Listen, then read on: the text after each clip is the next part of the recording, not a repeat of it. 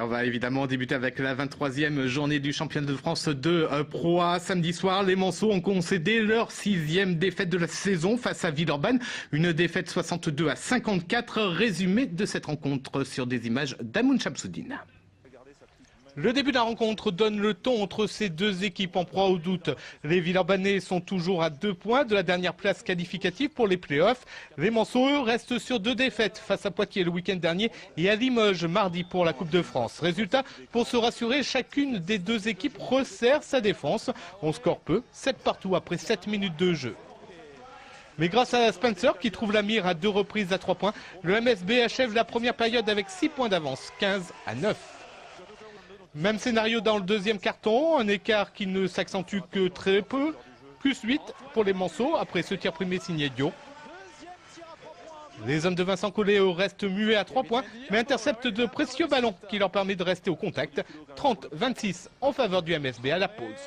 J'avais la crainte qu'à nouveau, malgré beaucoup d'efforts et beaucoup de détermination, on perde le match simplement par manque de prise de risque, par peur au ventre. Et j'ai dit aux joueurs à la mi-temps qu'il fallait tant pis se lâcher. Et le discours porte ses fruits. Dès le retour sur le parquet, Lukowskis fait mouche à 3 points. Mais l'écart reste stable en faveur des Manceaux. Les hommes de Gigi Jackson abordent la dernière période avec 4 points d'avance, 43-39. Et une nouvelle fois, c'est cette dernière période qui est fatale aux Manceaux. Eux ont réussi à augmenter leur niveau défensif et je pense que nous on n'a pas résisté tout simplement. On est parti chacun de notre côté et ça a fait la différence sur la fin. Exemple type, Dispenser, quasiment inexistant. La preuve, ses stats lors de ce dernier carton.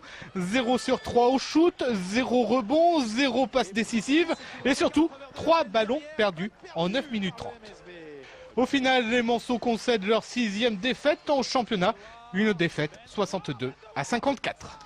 Avant de voir les autres résultats, sachez que cette rencontre a été de nouveau émaillée par un incident technique après la micro-coupure générale d'électricité le week-end dernier. Ce sont cette fois-ci les panneaux des 24 secondes qui ont cessé de fonctionner à la fin du 3e carton. Il a fallu un arrêt de jeu de 8 minutes pour que tout puisse rentrer dans l'ordre.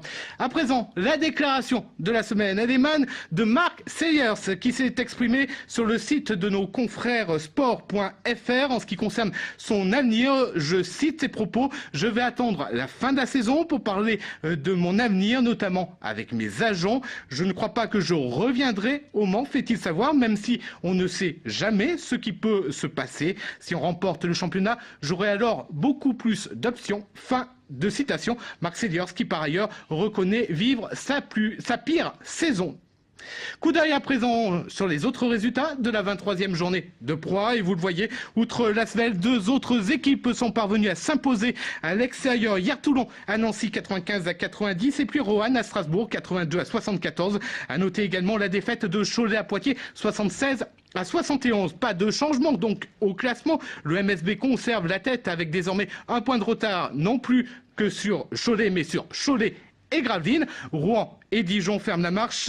Concernant les autres résultats de basket, sachez qu'en National 3 féminine, Coulennes s'est imposée face à Douvres 77-50. Elles conservent la tête de leur poule. Une victoire leur suffit désormais pour accéder à l'échelon supérieur, la National 2. Et puis, bonne nouvelle autre pour les Manceaux en Coupe de France cadet. Le SCM s'est brillamment qualifié pour les quarts de finale en s'imposant au Havre 81-42. Merci de votre fidélité. Le JT des Sports et MSB News reviennent lundi prochain, même lieu, même heure.